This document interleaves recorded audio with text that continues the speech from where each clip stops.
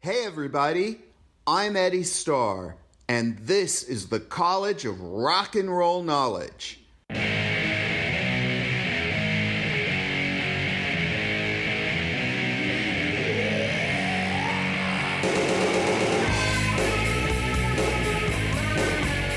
Class is now in session.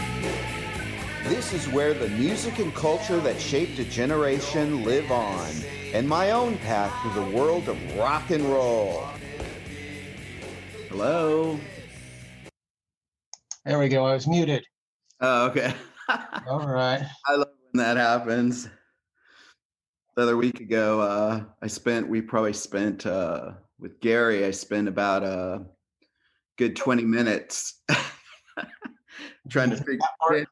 Well, I couldn't hear him, and he kept connecting, and but he finally. Right on. Well, I talked to Charles. Here, I'll get the video on there. And he should be on any moment now. He's slightly technically challenged, but he should be able to figure it out. I think so, with all that tech you guys have going on with your show, right? Yeah, you think. Yeah, he's more of the audio guy, and I set up the video side of it. Okay. So yeah, it's been a little better looking since we got the green screen background going on. That's cool. No, it's very cool. Very sort of. We look like we know what we're doing. Pardon me? We look like we know what we're doing. Yeah, you do. You really do. I love what are all those cameras behind you? That's really cool. My collection. That's cool. Yeah, I don't know. I've lost count at 29 in total. Are you still shooting pictures? Not really. Back in, I don't know, maybe around the last time you saw me and stuff. Well, I took photo in high school. Remember that? Yeah, I have all the pictures. Remember the pictures you took at your house? That's right, yeah. Yeah, I'm going to post a couple this week. It's pretty funny. So, went through that for a while, worked in the photo lab business for years. But I mean, are you still taking pictures though? Not really, just mainly of my kid and my dog. Nothing artistic or whatever. Yeah. The photo business has just been, it's destroyed. Yeah. I was in the lab business when, that was happening. And, I just discovered over the years I have a knack for picking interest in careers that get outdated by technology. I don't know if they're outdated. I just think they change, Well, the lab business is all but dead. I mean, there's just like a few large warehouses, in, rural areas, because of cheap labor. Yeah. Where they do the batch processing and the mail order and all that stuff. Those are still in business, but and a few outliers here and there that are very rare. But mostly it's dead. It used to be.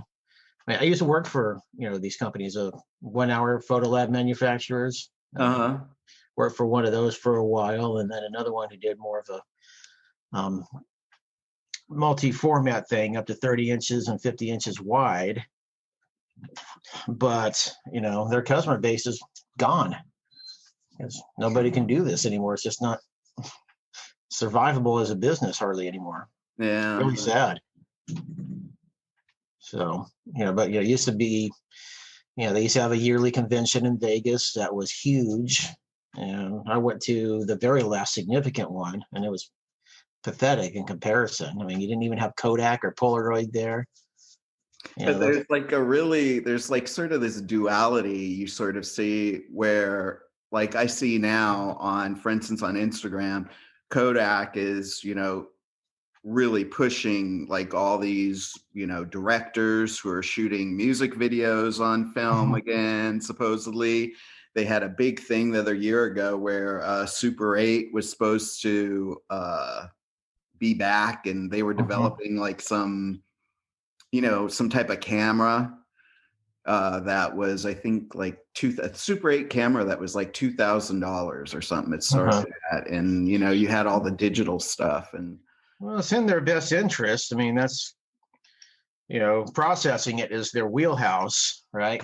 yeah. But, I don't know. There's enough interest in there on the film side of it to, and the motion picture side of things to keep film alive. Right. But the consumer end of it is dead. Yeah. I mean, there'll be some small outliers here and there, and I've even considered being one of those and moving to Texas or something like that, and just. No, wait. Here's Charles. Is he finally here? Yes, he is here. I don't see him yet. Well, I just said there he is. Hey, Charles, how's it going? We've been talking trash about you. Unmute yourself. Look for the mute button of the unmute.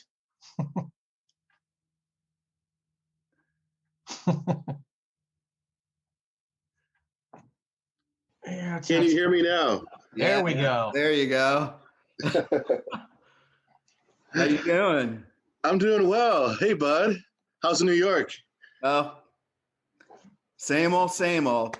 Yeah. How's the weather? I heard it's pretty bad.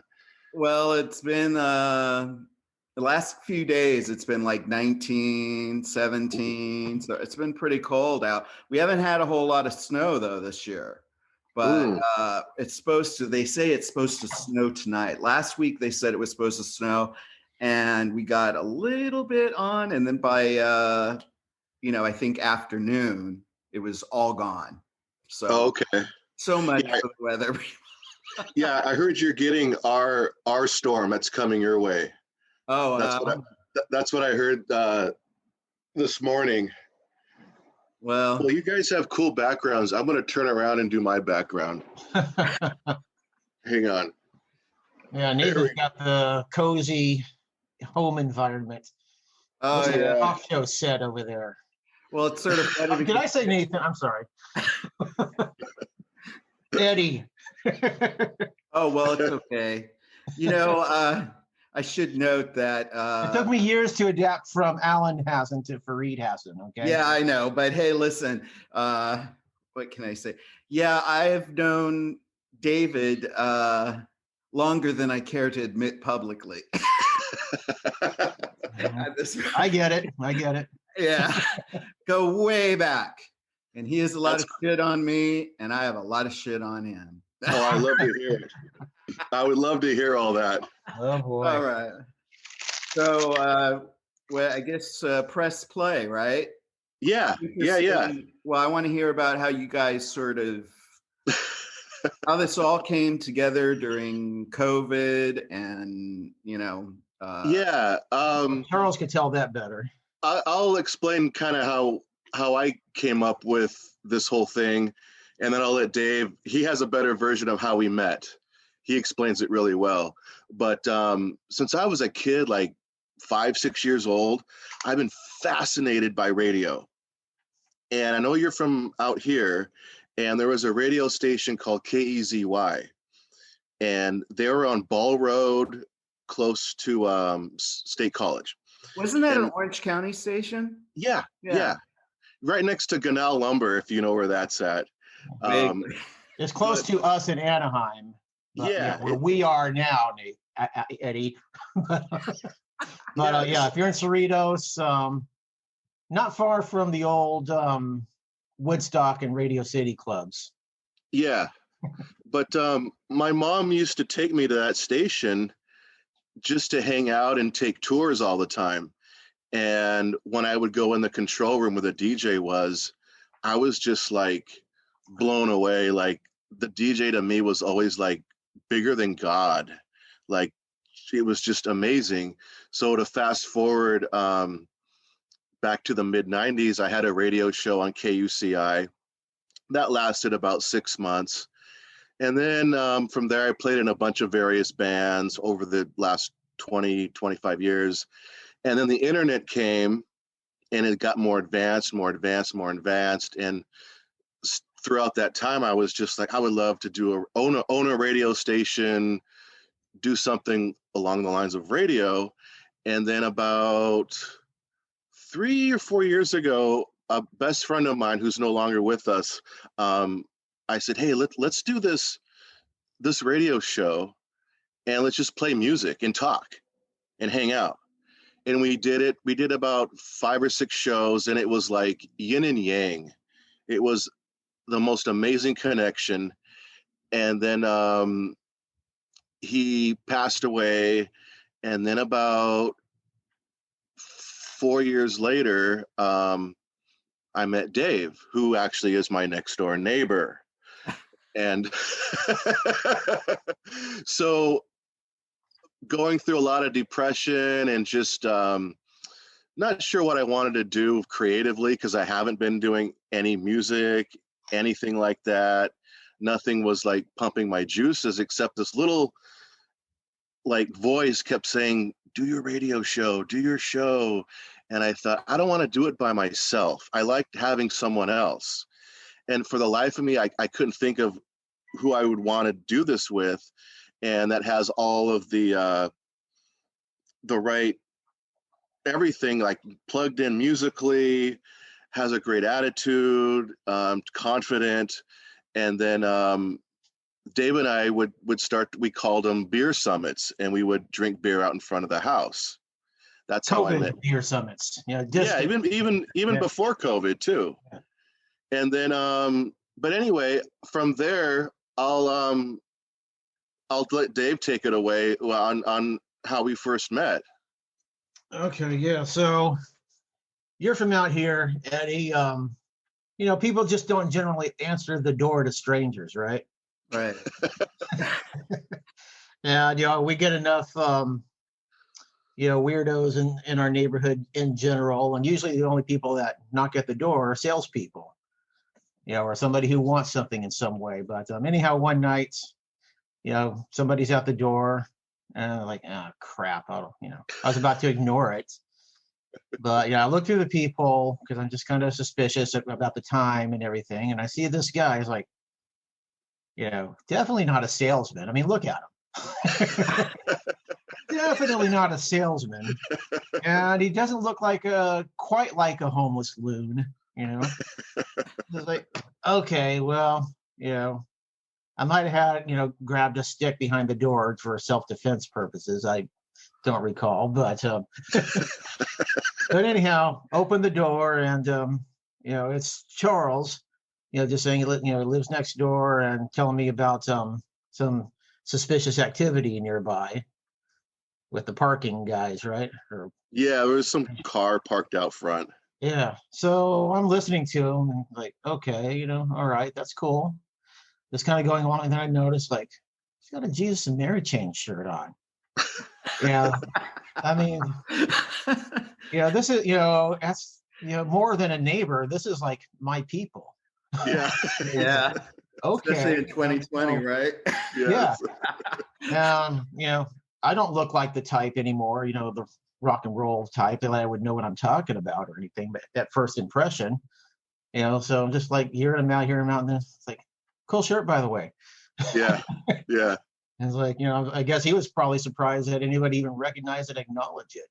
Yeah, I was very surprised. Yeah. Being in West Anaheim, what the hell, Yeah. Nobody knows the music we know. No, they don't. Only my group of friends who I barely even see anymore, I mean, just because of life and whatever. So it's like, oh, okay, cool. At least he knows a little something. And, over time, we just got talking more and more. It's like, this guy knows his shit pretty well. He's one of my people, man. Yeah. Yeah. So it was all downhill ever since. Yeah. Yeah. And then the fact that we share a lot of the same music. And then what's cool is there's quite a few bands that Dave is into that I never really got time to really go into that. And the same with Dave. And so we kind of learn a lot from each other with bands and music, and the fact that we're pretty close to the same age. So we went to a lot of the same shows. I was in LA, he was in Long Beach.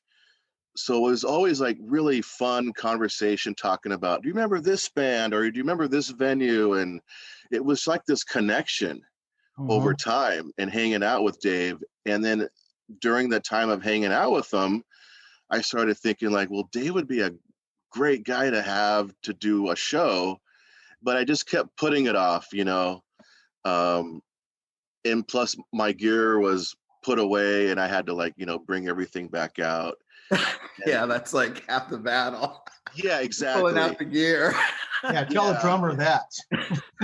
Yeah, and then putting all the cables together and masterminding how we're going to do this, as far as streaming and research, you know how it goes.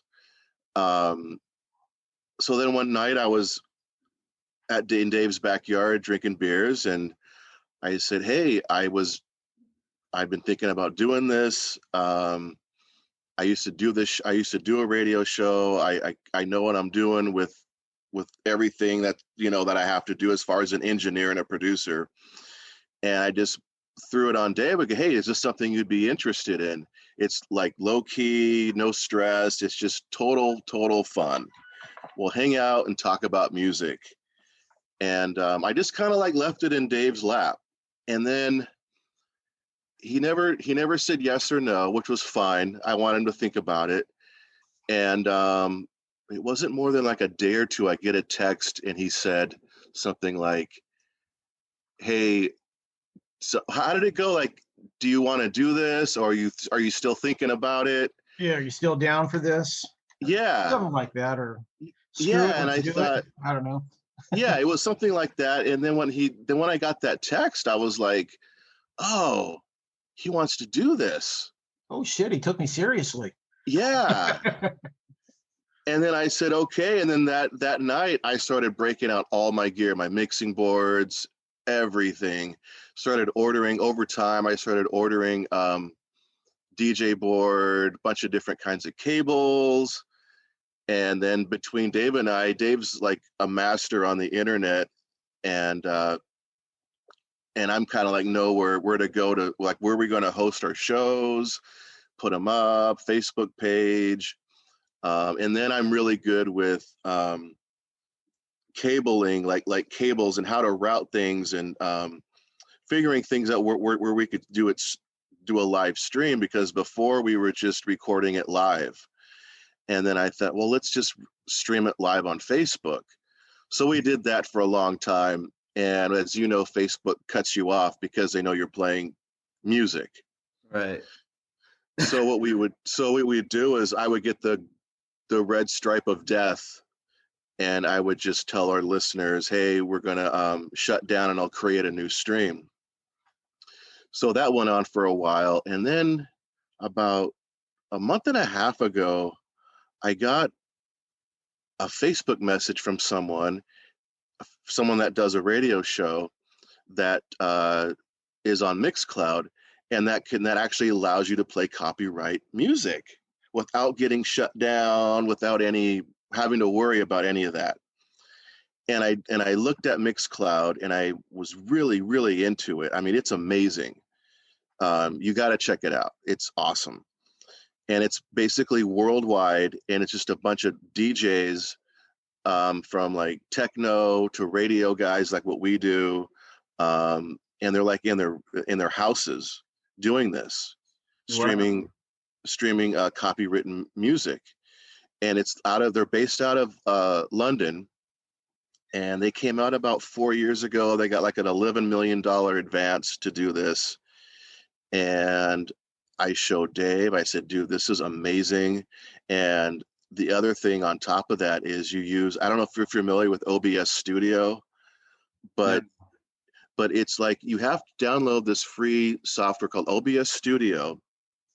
And from there, you put your videos, your green screen images, anything you want to put up there. And then then through the OBS Studio, you connect to Mixcloud, and it connects. I don't know if that it's kind of hard to explain. I understand. And the cool thing was I was already playing with OBS Studio because we wanted a green screen. We were building that in the process already. It's like, and I thought he discovered it because I showed it to him, but no, it's what Mixcloud wants. Yeah. Like, okay, well that's perfect. It's easy. And Dave was familiar with OBS, and then I started to get really familiar with it. And pretty soon, we moved. I have a gigantic bedroom. It's 2 levels, and we grew out of that. And then we took over the bedroom next to me, and we painted the wall green. Got a better table, just really decked it out really nice. And so now it looks like total pro quality, really nice microphones we have now. Everything is just getting more advanced and advanced. And so not only are we streaming on Mixcloud, but I'm also streaming on Facebook as well. Oh, that's cool. So what we do is Dave brings in his other laptop. So Dave can chat with the people that are in the rooms and things. And I can do it as well, but I'm like going crazy mixing and doing the levels. And we play vintage commercials too. That is really, I don't mean to interrupt you, but that is really cool. Really, really cool. I mean, to me, radio, it was funny because probably a couple weeks ago, I had a guy on who was in this musical thing we did here in New York. Some of my music was used in this theatrical piece that a friend of mine put together. And so I thought I would talk to him because he was, he's a little bit younger. And, we were talking during the conversation.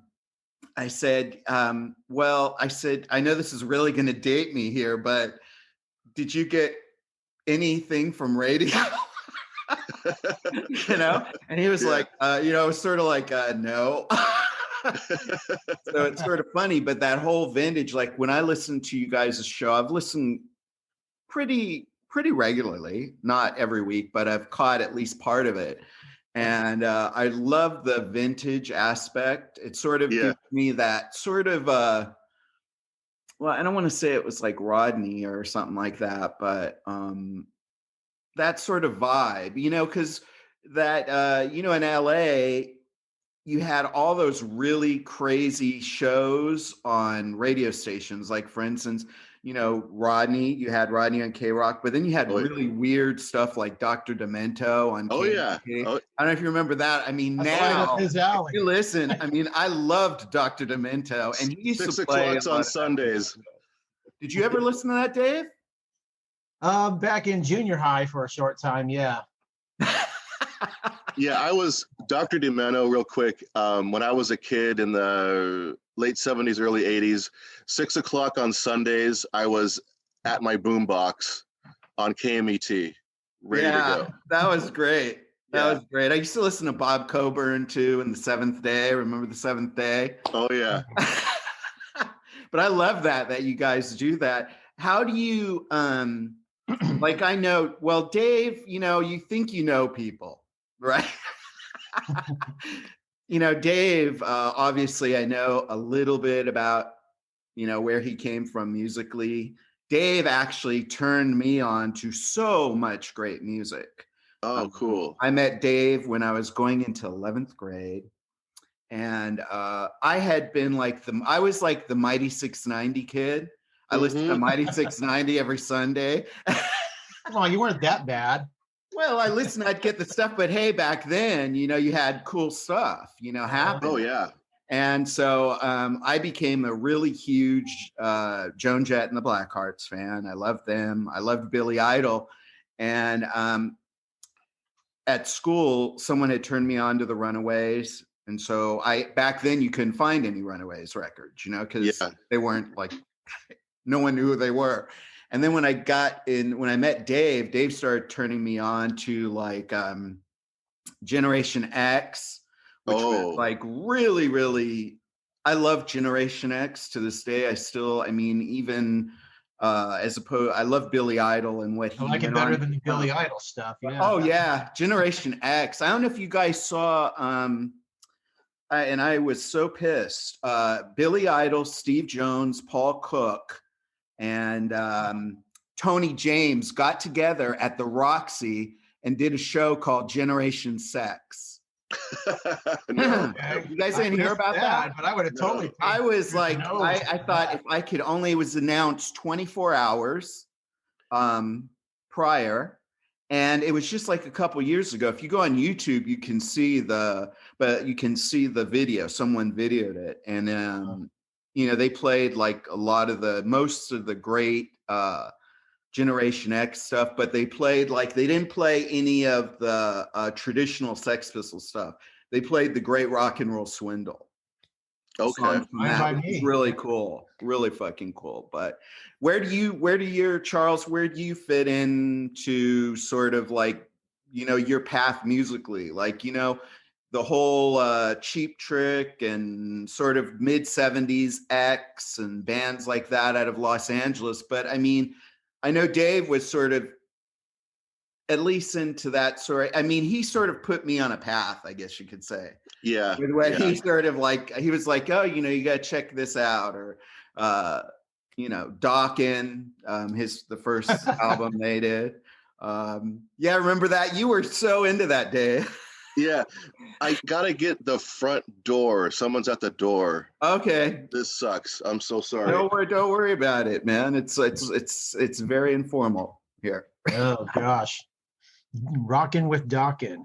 Yeah. Well, hey, you remember? I'm thinking of that. I'm thinking of Dawkin. I remember the first Bon Jovi album that you were sort of into. God, aren't you going back to sophomore year there? Okay. That was you had the first Bon Jovi album. I remember that.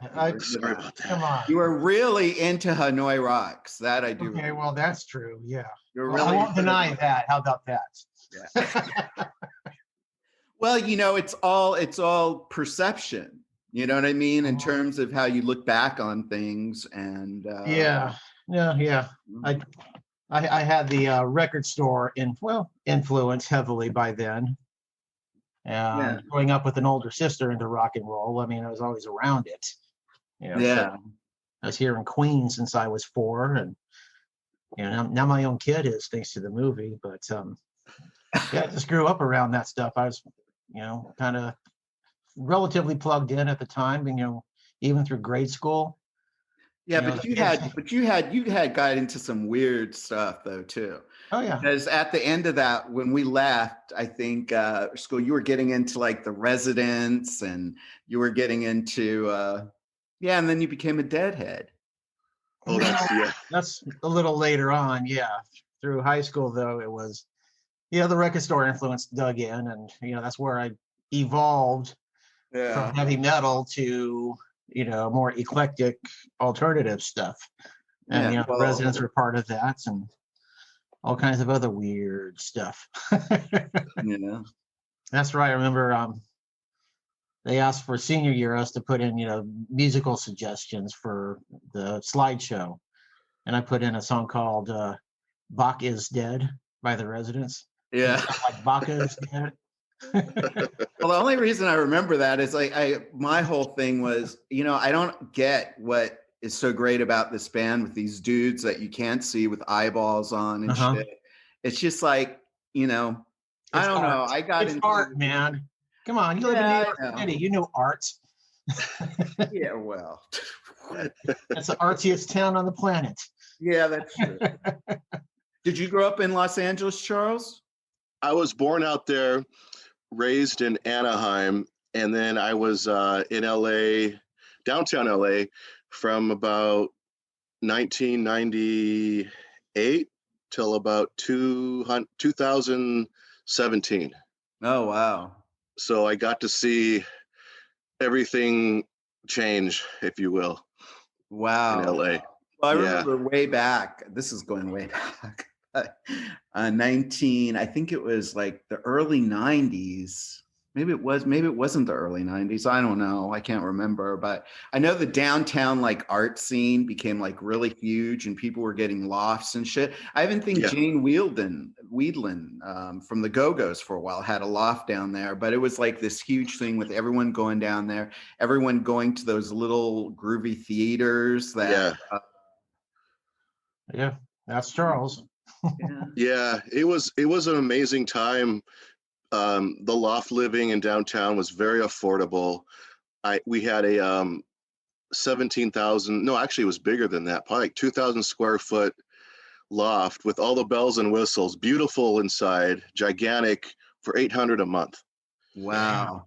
Jeez. You know, and then 2005 hit, and that's when everything started to go up in price.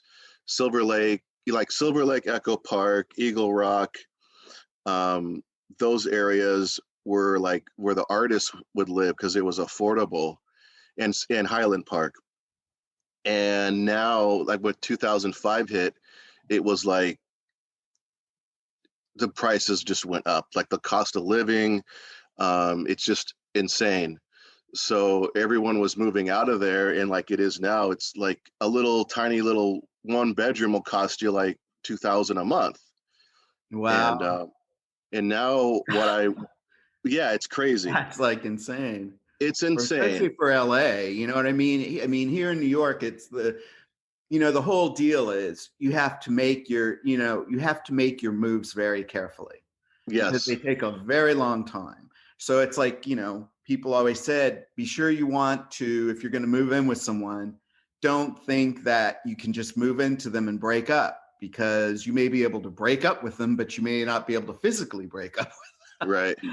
Because it's going to take you a lot of cash and a lot of time to, to find something. But the great thing about LA was that, if something was happening that you didn't like, you could be out of somewhere in like an afternoon and find a cool place, relatively reasonable.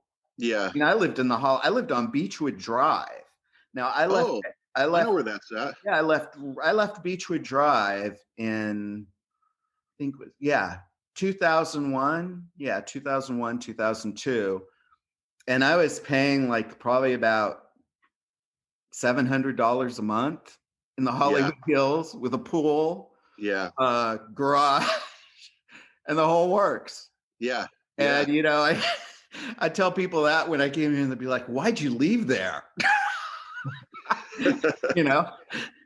So anyway, I'm sorry. Go ahead.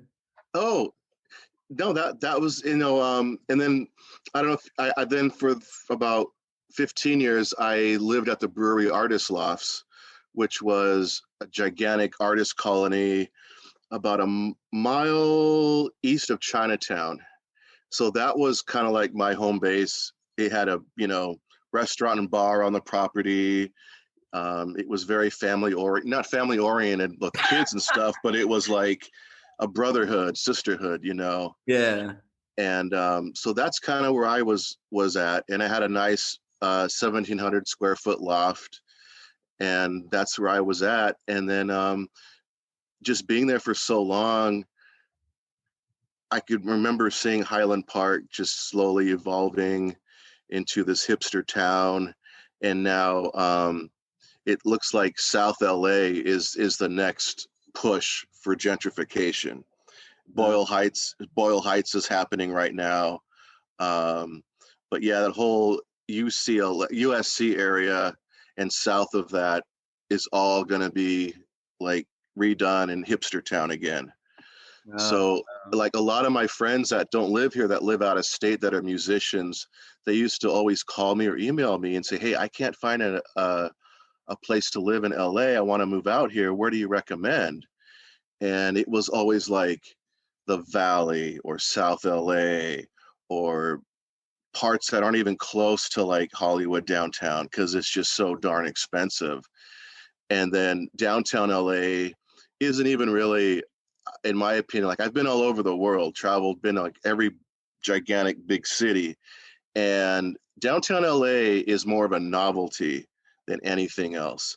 You're not going to find, like in New York or San Francisco, where people have lived there for 20, 30 years. You're going to find a bunch of kids with dogs, walking around up and down Main Street that have been there for 4 years, and that's usually their timeline, and then they move on.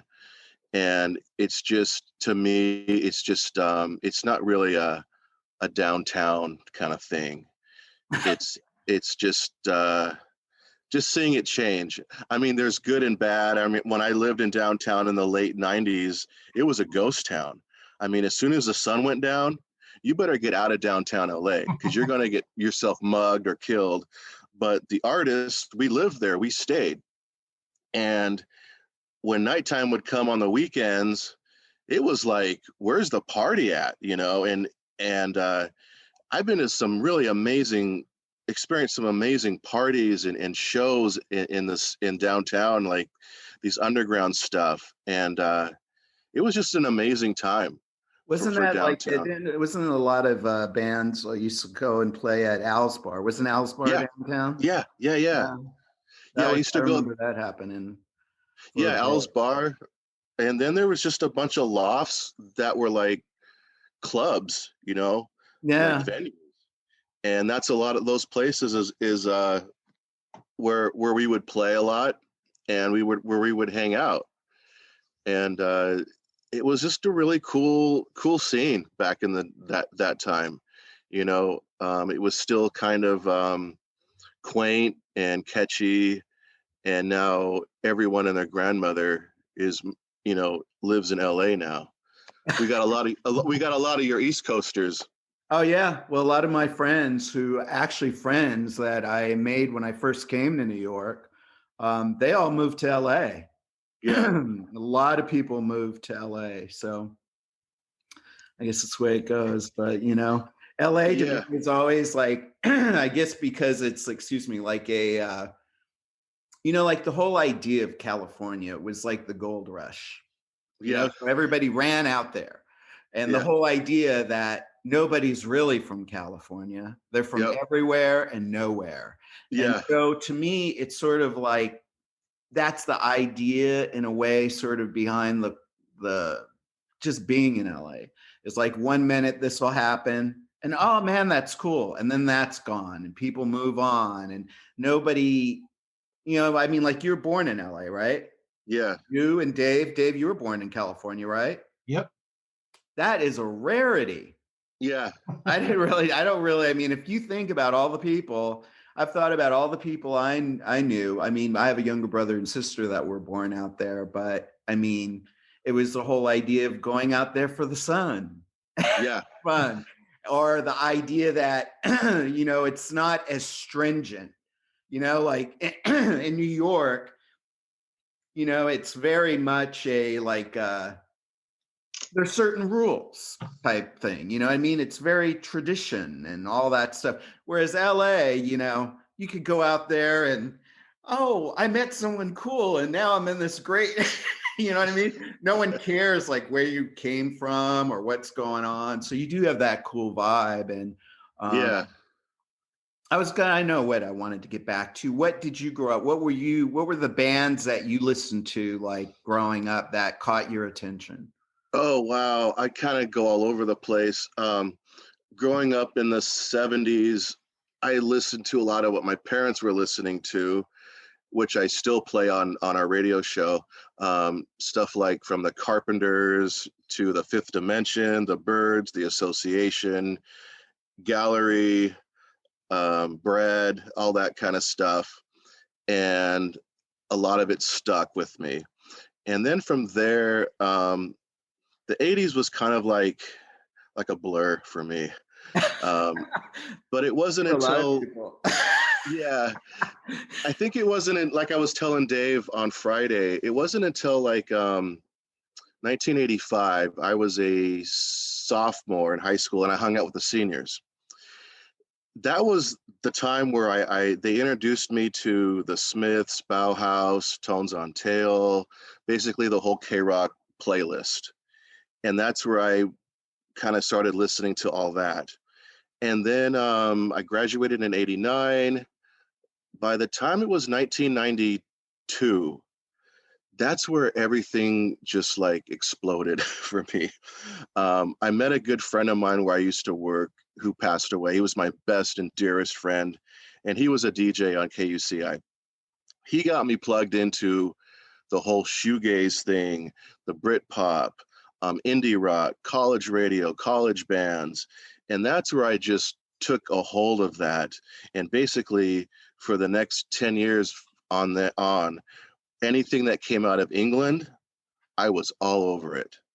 If it was like from My Bloody Valentine to Oasis, Radiohead, the bigger bands, and then like stuff like Chapter House, Catherine Wheel, Adorable. That was my thing, my genre. And then from by 2002, I started really getting into jazz and funk. And I'm a drummer, and so I started as a musician. I started to get kind of bored of playing rock. It was just really easy. It was very predictable, and I wanted to get a lot better, become a professional. And so I started learning jazz and taking jazz lessons for years and years. And I got really good, mastered my rudiments, and got in jazz bands. And so I think for about 10 or 15 years, I was listening to nothing but jazz and funk. And I really, really, really got into that. And it made me a better drummer. I didn't want to learn jazz to be in a jazz band. I wanted to learn jazz because if you learn those chops, it makes you a better rock drummer. You soar because you learn how to relax, and you learn a lot more about your drums and how to play them musically rather than just beating them around. And you hear things a lot more. So even as I got better, I started eventually getting into jazz bands, and that's where I kind of evolved and becoming a professional. And then I started teaching drums for about 15 years, and then got into a lot of original bands. But as you know, original bands, you can't really make a living. So I started playing a lot of cover bands, jazz bands. I was playing like 4 to 5 nights a week for years and years, and just to make a living playing drums. But that's kind of like where I've been as far as musically. And then I'm sure you're familiar with the Wrecking Crew, who they are. No. The Wrecking Crew, they're you basic. don't know it. Huh? You just don't know it. I don't. Yeah. What is that? The Wrecking Crew was basically back in the 60s and 70s. Any band that you listened to in the 60s or 70s weren't those musicians in the band.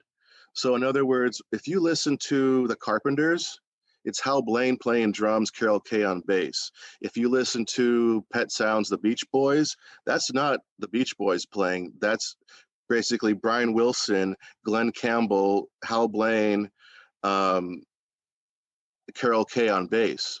The Byrds, the Association, they weren't. That was Phil Spector's thing, is he hired these jazz musicians and to play on their records to say, hey, if you want a hit record, you're going to have to use these guys. And they came in and they were called the Wrecking Crew. The reason why they were called the Wrecking Crew is because they were basically a jazz and big band musicians that were phenomenal, but their friends that played in jazz, they would say, you're wrecking music.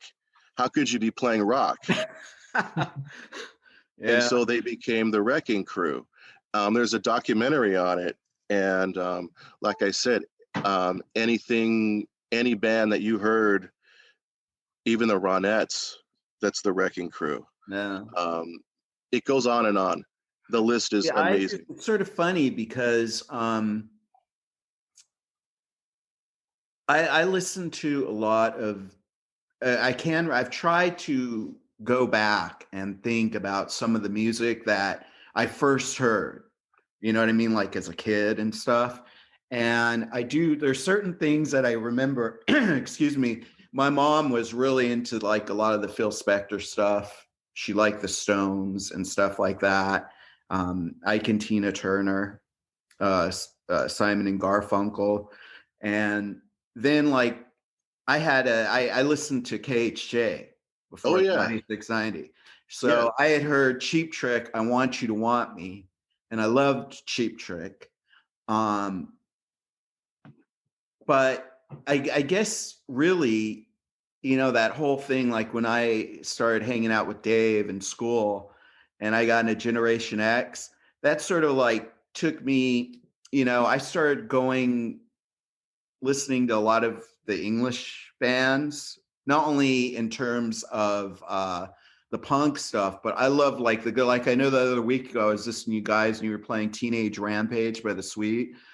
And I love The Sweet. I really love The Sweet. I love the Glitter Band, Gary Glitter.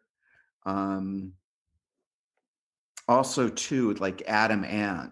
I love Adam Ant, man. He is fucking killer. Yeah, amazing. Yeah. And he's come back. He's been playing a lot. Yeah, he's been playing a lot. If you go on YouTube, he was on Jules Holland. No, right on. Yeah, and he was doing Stand and Deliver, and the place was going nuts and shit. Oh, wow. I loved all that stuff. I wouldn't mind seeing that.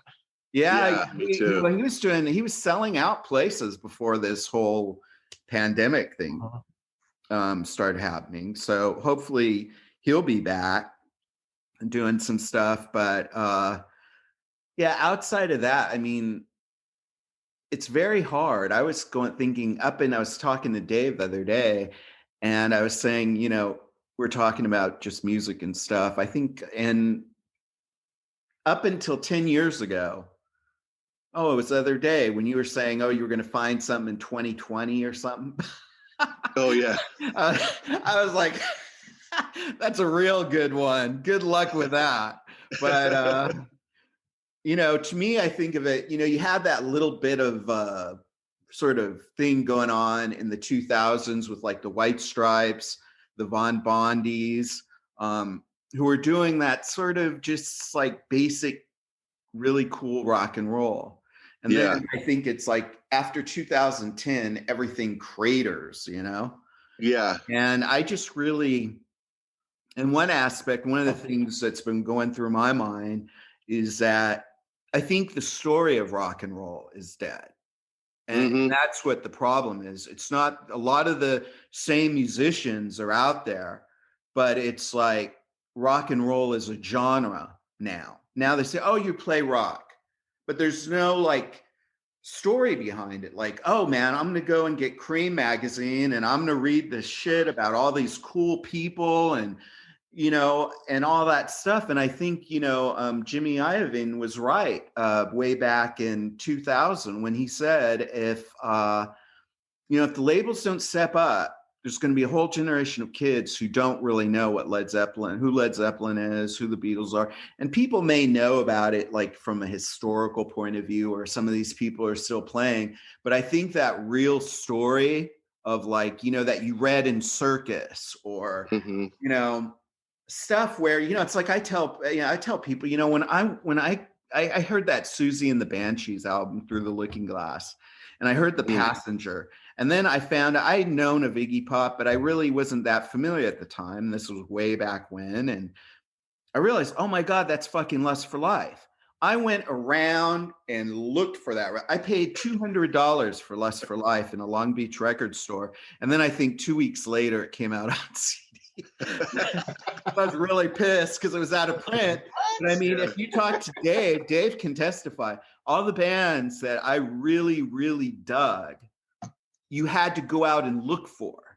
Yes. You couldn't like find them. You had to have like, there's some interest there and I have to go. And it was cool because you were going like, I used to go over to the Buena Park. What is it? They had the record, Dave, they had the record convention there. The record convention. Yeah. At the Sportsman's Lodge or something like that. And you'd go there and you could talk to people about music and you'd find shit. I still have posters from our records, or the best records, that the guys used to give me just because I was into a band or something like that. But that whole notion of the excitement, I mean, it's great to be able to have like, I have Spotify.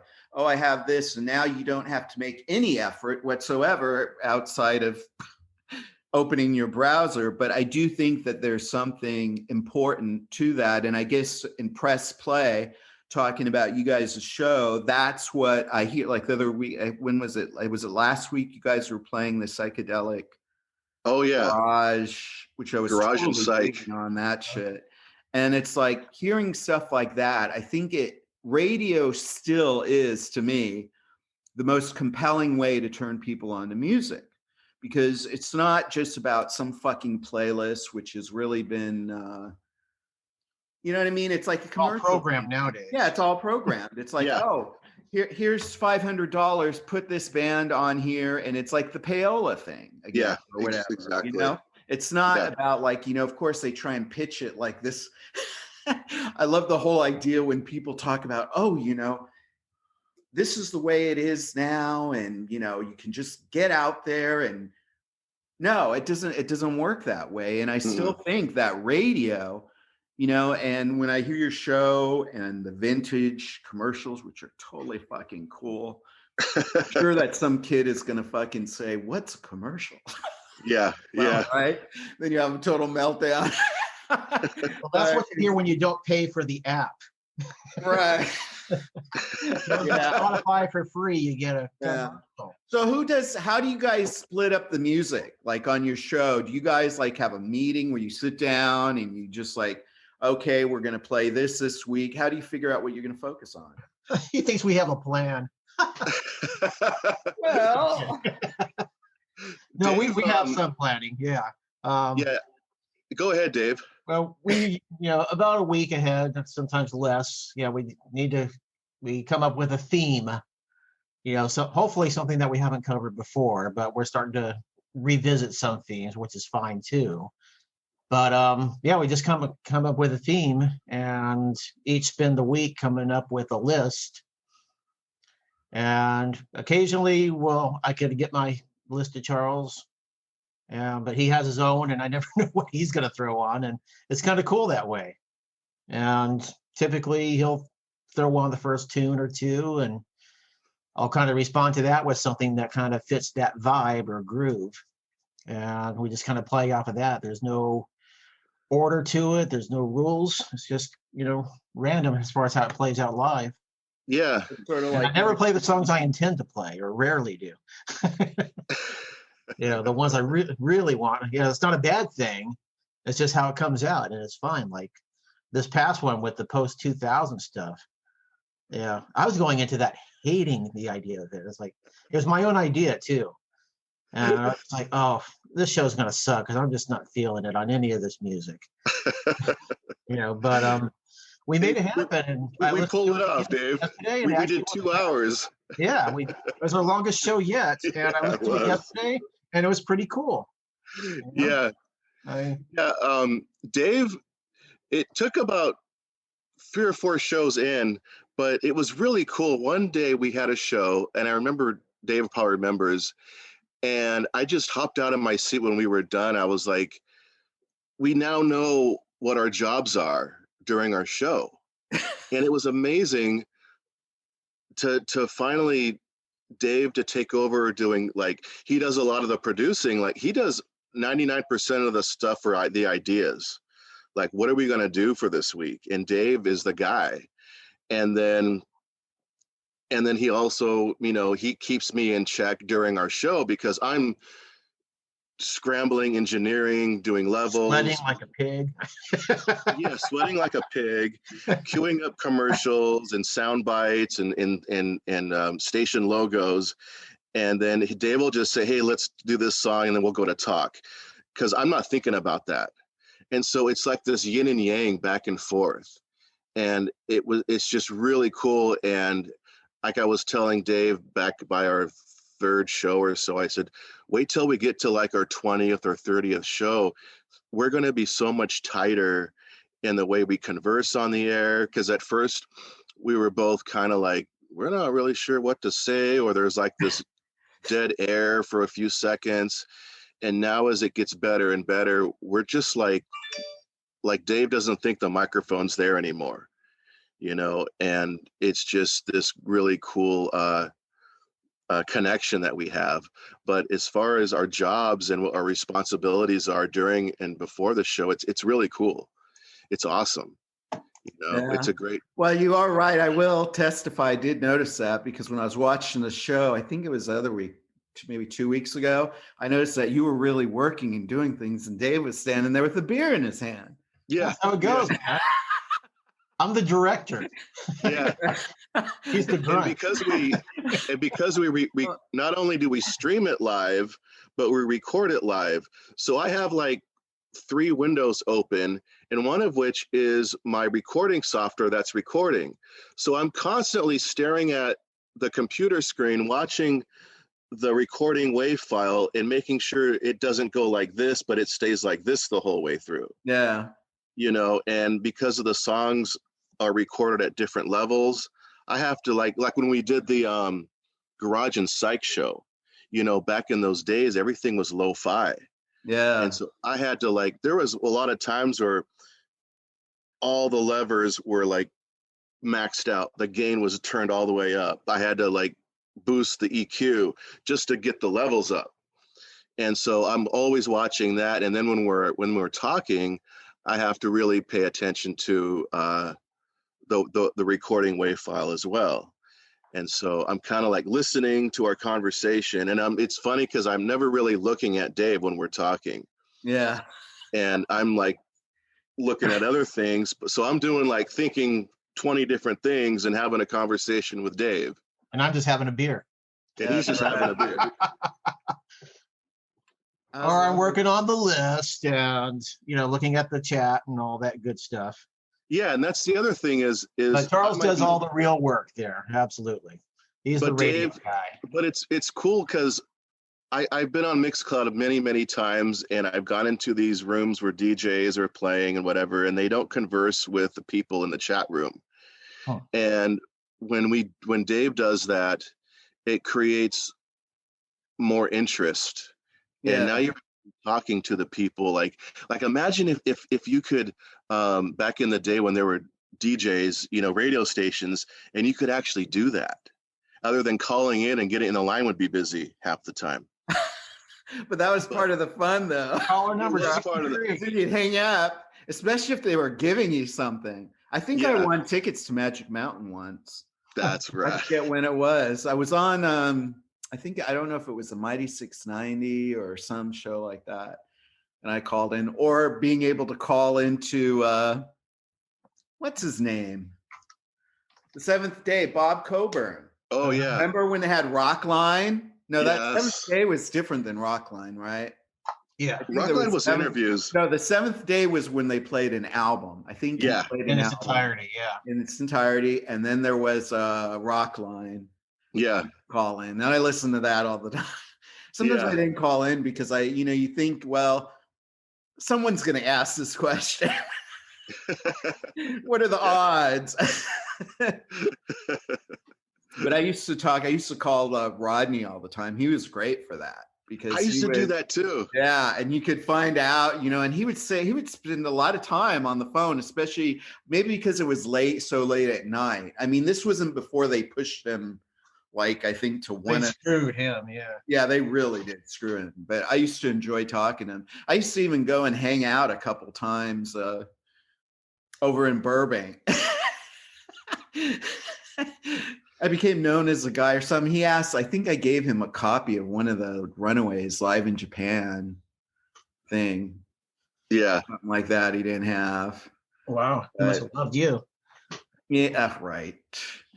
I went and found it from a guy named Steve Darrow, who was, I forget what he did. I was reading somewhere recently. I'm like, isn't that guy that charged me a fortune for that bad Runaways tape in Buena Park? I didn't know, but it was such a great, that aspect is really cool. And now, of course, it's great that you guys have that option to be able to talk to people. So where do you guys think, this thing, it seems to be gathering steam around it.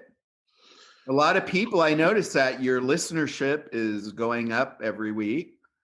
Yeah, it's going up slowly, but it's getting there. That's another thing I'm going to talk to you offline is I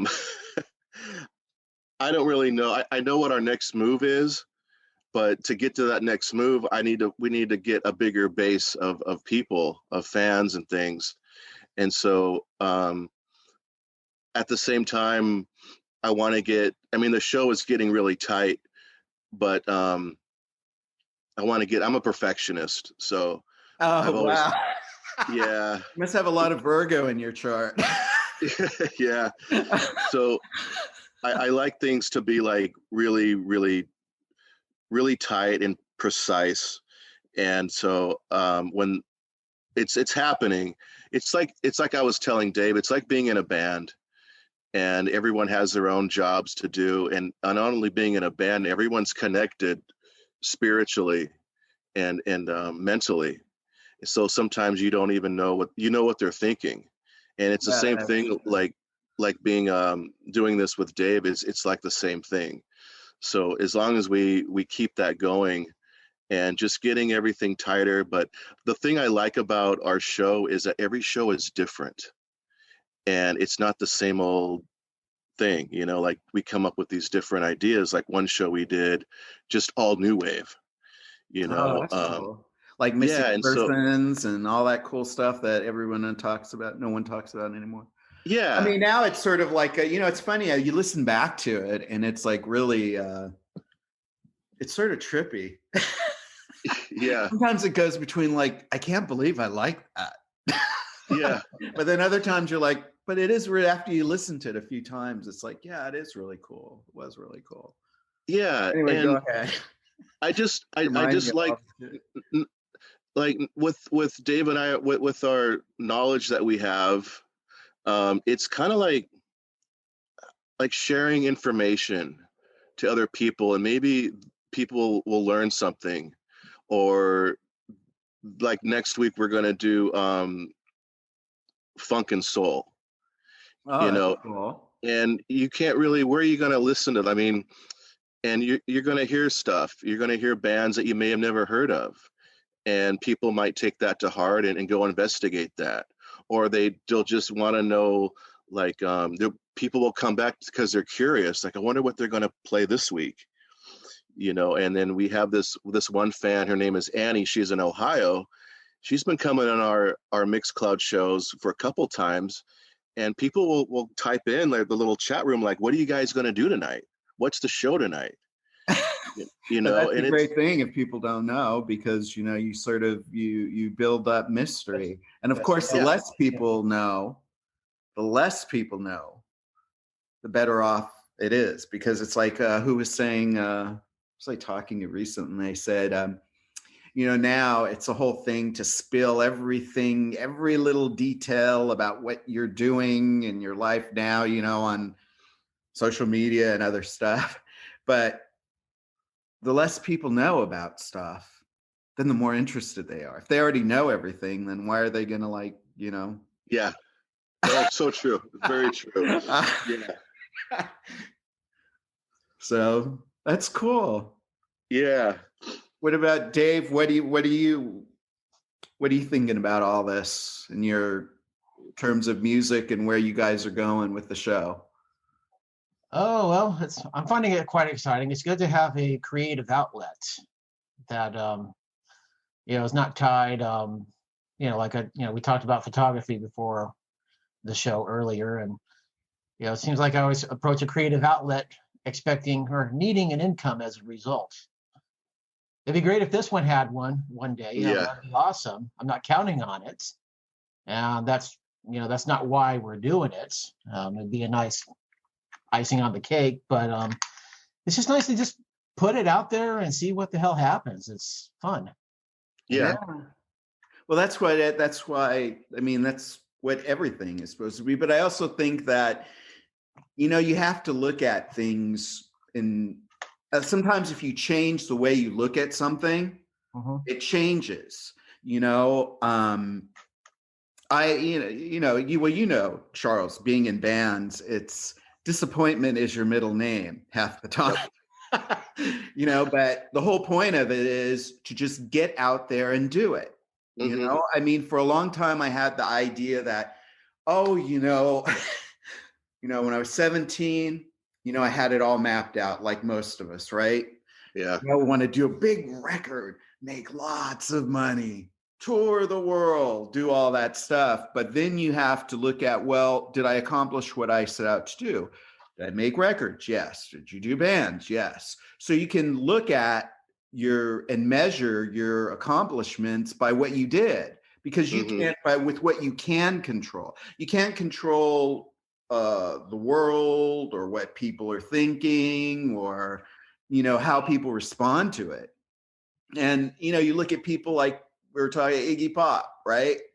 Now, who would have thought that Lust for Life and all those records that everyone talked about, that we went out and searched for, and now look at how they're hailed over and over and over again. Oh, what great masterpieces they are. And and for me, I've been like, masterpieces. Yeah, it is a masterpiece, but not nobody thought it was a masterpiece. In fact, even the record company didn't think it was even worthy enough to be kept in print. Yeah. Or I was talking to this guy the other day, and I said, do you know what out of print means? And he said, no, what does that mean? And I said, well, it's kind of like being taken off the internet. Yeah. Well, I said, in a universe far, far away, there was a time, say you heard something and you really wanted to buy the record. And then you went to your local record store and the record store said you didn't have it. And he said, really? He goes, wow. He goes, Eddie, you know what? He said, you're sort of out of print. I thought that's sort of really cool, but I think in one aspect, maybe, and this is going back to what I was talking about with Dave, I get off on tangents, so I apologize. But, where you have something and you love it, and then it doesn't turn out exactly the way you want. And I know for me, I have a very hard time digesting disappointments. Yeah. But I mean, it takes me a long time to like, oh my God, I can't believe, and you go on in your mind, like, why? But I think one thing that I've been doing now is just, you know what? I'm just going to keep showing up with everything I do. And, if something flies, great. If it doesn't, I'll just keep trying different things. And I think that is the way, that you succeed ultimately, or going back to Iggy, he's still going in spite of everything. Yeah. So him and Keith Richard, man. Those guys, I know. And I used to even tell my parents, before they passed God, I used to say, Dad, Keith Richards is still standing. There is hope for anybody. But I don't know. I just think like Generation X, our generation, it's like, we really are the most, I really, and I know this may be out there, but I think we are really the most important generation because we know the past. Yeah. We know what it was like before the internet. We've seen all of these things develop. And it's like, it cracks me up that now all you hear is millennial and baby boomer. Millennial and baby boomer. But they don't talk about Generation X, where we're the ones who really, understand these stories. And I think that your radio show, what you and Dave are doing, and you guys are doing, is really, there's nobody else doing it. There's nobody else. There's people on, radio stations, obviously, but not in the way that's really like, something cool for once, for a long time. Well, do you agree? I think that there's this weird, I have this weird theory anyway that, it's sort of like, okay, we're a smaller generation. That's true, but we are cooler. We are tougher in one aspect because we didn't have nannies sitting around us. We went out there and we did shit. And I know that sounds like an old person talking. No, but I just think, hey, at least for me in my mind, it's like, you know what? You're not going to ignore us.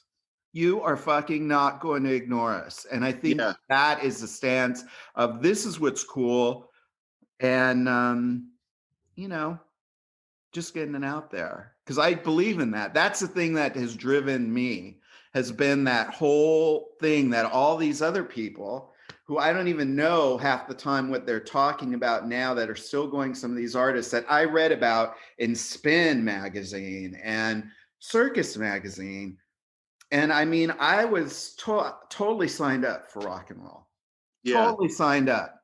Yeah. I mean, to me, it's like that story about freedom, about doing your thing and being creative. And so I think that especially music, because even in spite of all the Spotify's and Apple Music, they're still not highlighting like, oh, wow, here's some great music that hasn't been heard, or that you might, I mean, go up and ask anybody if they've heard of the British Glitter music. Yeah. Yeah. Anybody. There's the thing about the internet. It's like, for me, it's a love and hate. Yeah. Huge. And like you're saying, and like I've told Dave, there's so much. The good thing about the internet is there's a lot of music to explore now. Yeah. It's 10 times, 20 times more, but it's oversaturated. And you don't have the time in your life to listen to everything that's out there. You don't know where to begin. Yeah, you don't know where to begin. And then the other thing was, if you go back in time, like you were saying, Eddie, and I've told Dave this on Friday, like when I would go record shopping, everything was so sacred, because you got out of your house, you got in your car, and I used to have a list of bands that I would want to buy, and I would put it in my wallet. And my friend and I, we would go to probably 5 or 6 different record stores throughout LA and Orange County in one day. And we would hit all these record stores, and sometimes we had huge record collections, like CDs is what I mean by records. And so we would trade them in, and then we would get store credit, and then we would, find what we were looking for. And then there was even a time, I'll even go even further. There was a band called The Wonder Stuff that I was absolutely obsessed with. And so I had just about every LP and EP they put out, every VHS, everything that they could possibly have, but I didn't have one single. It was on vinyl. And that was one thing I was looking for, was this, it was called The Wonder Stuff, Don't Let Me Down Gently. That was their hit song on K-Rock back in '89. But I couldn't find that single on vinyl anywhere. So 1996 rolls around, and I'm at the Reading Festival in England, and there was this record show in the basement in the Piccadilly Circus, and I found it. I found Wasn't that like that was, those moments are truly spiritual moments. You have no idea. Like, yeah. because my collection was complete after that. But I found it. Now, all I got to do is click a couple buttons, and it'll be at my front door. Yeah. And then you don't appreciate it as much. No, you That's don't. That's the other thing, is appreciation. Like, these kids now, they just download music and whatever, but they don't appreciate it. And like I was telling Dave on Friday, and he was talking about it, it's like, the first things we would do when we would buy a CD, what was the first thing you do? You pull out the sleeve. Yeah. And you read everything in there. Who did the artwork? Who played this? Who engineered this? Who recorded that? And you were plugged into so much more. You'd read in the your lyrics, knowledge. or know who wrote them. Yeah, you'd read the lyrics, or know who wrote the songs in the band. And, yeah. I mean, yeah, I had a really real quick. I met someone here in New York. I don't want to name anybody about this, because it's sort of funny, the whole thing, how it developed. But they were an industry person, and I knew who they were, and I was like, oh my God, I know you from the album covers. And they were just like, and I said, don't worry, I'm not a stalker. I said, I just read the album liner notes, and I think that is really fucking cool, So I totally get that. I mean, you knew it. You knew everything, who made the album, where it was recorded, the studio, why the studio was important. Yeah. Sometimes they put other background information on there, and it was, better than reading the newspaper in those days for us. Yeah, and like it's just the main word is appreciation. Yeah. Like you really appreciated what you had because you put in a lot of time and effort to go out and get these records. And now, like I said, there isn't any. You just click a button and it comes to your front door, and you might listen to it a few times and then it just goes away, or you just like, I'll never ever download records or music, never, because I want the product in my hand. I want it to go in my vinyl collection or my CD collection and have it, but I will never download a record. But what's so funny is that I was talking to someone, they said, oh, you don't need all that stuff anymore because now you can just stream it. I said, what happens when they pull your favorite record off there? Mm-hmm. The artist decides they don't want it out anymore. I said, then you can't stream it, can't download it, can't anything. It's out of print. Yeah. It's out of print. You know what that is? Out of print. That was great. Yeah, it's just the way it is, and we can't really do anything about it. But like you were saying earlier, Eddie, we're very, very fortunate to have been born in the 70s and experience dial-up phones to Atari to we are our generation is the sort of I guess you could say now, I would say now we really are sort of like the gatekeepers of secret knowledge in a way. Yeah. I mean, people talk about it, but the whole fact, like I was saying, if you go to someone, they don't know what any of these terms mean, out of print. We saw records, we saw video games, we saw computers, come into the world. And I think that it really gives you nuance, which is something that people don't really have anymore, to really understand how things and the context behind the stories. Because if you don't have that, then you're really just, you're just indoctrinated with ideas that don't really make any sense, or, like these new things of, these celebrities. I guess you could say it's a celebrity driven system of pop. And I mean, there's always these phases, if you go all the way back, where it's pop and then it's rock and then it's this or that.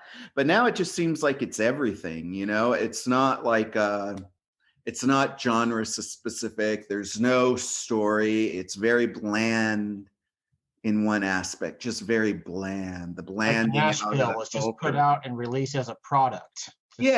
But I mean, that's the great thing with the show, with what you guys are doing, because by bringing out those stories and talking about music that, that hasn't been heard really in any meaningful way, you don't know, it only takes one person, it only takes one kid to hear, the sweet, to hear, any of that stuff. Yeah. And what's interesting, Eddie? This is one thing it creeps me out. I don't know about where you're at, but where we live, there is no classic rock station. It does not exist. There isn't. And if you know what K Earth 101 is, they're not playing Brad. I guarantee you that. They're playing Guns N' Roses. They're not playing the Zombies anymore. They're not playing, Jerry Reed. Yeah. It's Madonna and all the 80s stuff. And they're not playing the Byrds anymore. Or doo-wop. Or doo-wop, exactly. And it's gone. It's like disappeared. And like you were saying earlier, these kids, may not even know who Led Zeppelin is. Yeah. And we got the shirts. And you can't even find a station that's playing the Beatles. No, you can't. And I love the Beatles, but they're so oversaturated now, like the Beach Boys, but I love them. But you just can't get, I don't know, like that education of music. No, you can't. Or like, what about the Kinks? Exactly. The Kinks, if one of the things that really sort of, now I knew about the Kinks, from the Van Halen thing and all that stuff, but it wasn't until he did that, this was the late 90s, that Storyteller thing on VH1. Oh, yeah. And I thought that was fucking amazing. And that was a great show.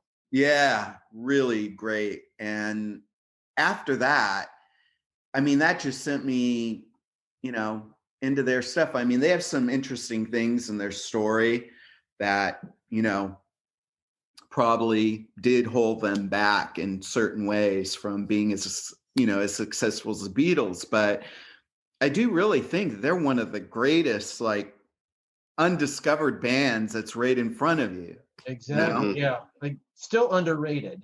Still underrated. Yeah. I feel like I still underrate them. You know what I mean?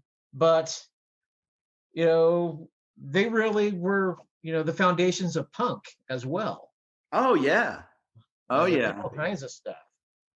They had a really great, some of their early stuff, like This Time Tomorrow, Death of a Clown, Sunny Afternoon, all that shit is just fucking amazing. Growing up, but nobody know, but no Star outtake. Huh? I remember that Sunny Afternoon. For many years, I thought that was a Ringo Starr outtake. Yeah, I know. Well, everybody throws them in with the Beatles, and nobody knows what an outtake is anymore either. Yeah, I know. Right? Yeah, no, they don't. What's that? What's an outtake? Yeah, an unreleased one. They never got. Right, say. It's on a bootleg. What's a bootleg? Yeah, I don't know what that. Oh yeah. Oh, don't get me started on bootlegs. Oh yeah, bootlegs are great. Oh my God. But so you guys, with the show, you guys are on every Friday night, right? Yeah, 7 p.m. Pacific time. And we usually post our shows on our Facebook page. That's where you can find all our information. And what about like also that. Too on Mixcloud, right? You guys are on Mixcloud. Your shows are on Mixcloud too. Yeah, all the shows are archived on Mixcloud. Yeah. And we have about, I think I counted them, Dave. I think we have 15 shows now. Okay. Sounds about right. Yeah, so everything's archived on our profile on Mixcloud. And that's probably where we're gonna be from now on. At first we were archiving all our shows on SoundCloud, but Dave and I were so worried about the copyright thing. And then I discovered Mixcloud. I was like, oh, hooray. We're not going to get, duped and off. Yeah. Lawsuits and all that stuff. So I feel very safe, very confident. But yeah, you can find us on all our shows are on Mixcloud under Press Play with Dave and Charles, and then our stuff, then our Facebook page as well. And you guys can, in terms of, do you have a website yet?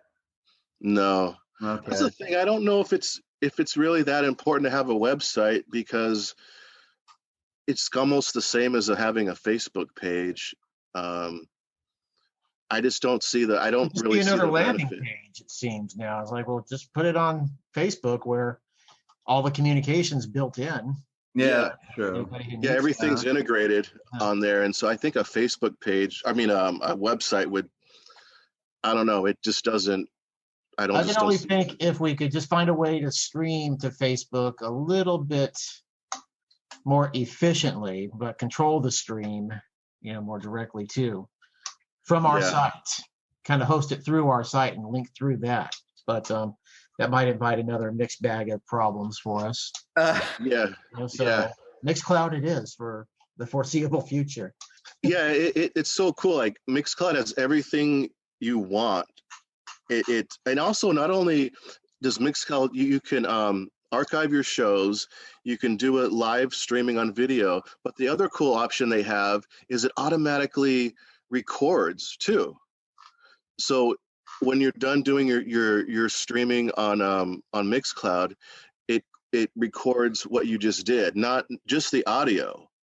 So if you're not recording it like I do separately on Audacity, like on a recording software, it automatically records your shows, and you don't have to worry about having to do that. But I prefer, from a technical standpoint, I prefer it to record our shows separately and then upload them. It's hard to explain. I want to get into all that, but yeah, it's just no. A little more. I just want to make sure that people know where to go to find you guys, and so you guys every Friday night at 5 o'clock your time. 7. So 10 o'clock to you East Coasters. Oh wow! So you get me. Well, it's worth it.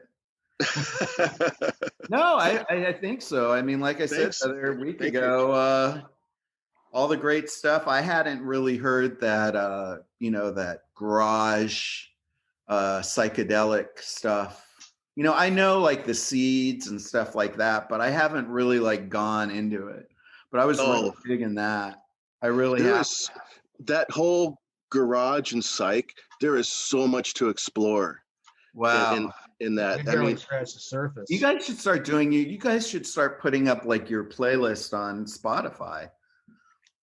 That's the thing I was going to talk to you. Like I was looking at Spotify, but because we're playing copywritten material, it doesn't allow you. Sure, but what I mean is like after a show, like you do your show and then you do like a playlist just on an account. Oh, I see what you're saying. Know what I mean? Yeah, I could do stuff that. Like I think that would be really cool, because then people could have a reference point to, and if it's not there, the music, then, they could complain, right? Yeah. That's a little complaint button. Well, you're creating extra work for me there, Eddie, but that's actually a really good idea. Yeah, I didn't know. Again, that's a great idea. Uh-huh. Yeah, well, there's lots of stuff you can do. But anyway, I guess we'll leave it here. Okay. For the recording.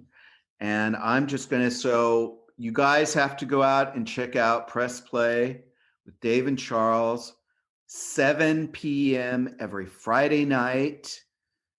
West Coast time on Mixcloud and Facebook and many other places soon, I'm sure. Yeah. That's 10 p.m. Eastern time. All right. So thank you guys for coming on the show. I've enjoyed the conversation. Thank you, Eddie. And thank you. If you guys are listening on YouTube, remember to like, subscribe, and share this video. And it's also on Spotify. And of course, I have to harass Dave because he has not sent me his picture yet, his promo picture. Oh boy. I need that. Charles is actually way ahead of you. He's more organized. He sent me his pictures and he sent me his songs. Yeah, he's got a ton of professional photos. And so I got a selfie I can send you. Yeah. So that is the deal with that. And all right, cool. Thanks, Eddie. Thank you, guys. The darkness will turn to light. I'm your dirty secret tonight. Dream or not, and take a look inside. The big showing is what you hide. Eddie Stars, The College of Rock and Roll Knowledge, is a production of Ton Up Incorporated. Copyright 2021, Ton Up Incorporated.